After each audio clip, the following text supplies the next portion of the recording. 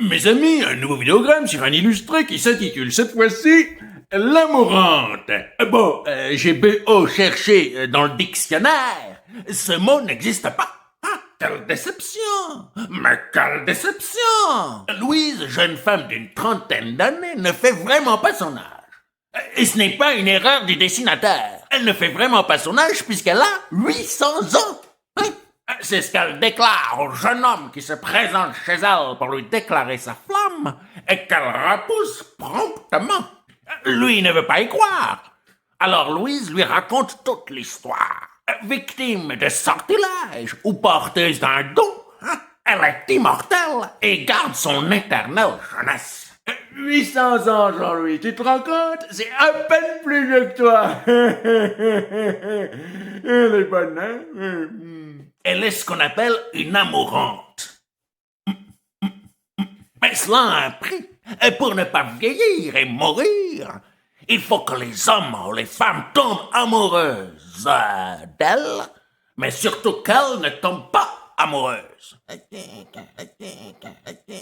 Ainsi, lors de sa longue vie, elle n'a de cesse de séduire les soupirants pour pouvoir ensuite les repousser sans se laisser entraîner dans des errements sentimentaux. Tu vois, Jean-Louis, j'ai beau aimer personne, je vieillis quand même. C'est frustrant, non? Le scénario explore les affres de l'amour, les jeux de séduction, mais aussi la quête de la perpétuelle jeunesse et de la solitude obligée pour préserver son petit cœur fragile. Il nous fait traverser le temps, les époques, les mentalités, à toute vitesse, c'est parti, c'est par là, un monde qui va de plus en plus vite et qui oublie l'essentiel. L'amour. C'est presque déprimant si ce n'était pas empreint de romantisme. Et t'es un romantique, toi, Jean-Louis, hein? Hey, tu m'aimes un peu, hein?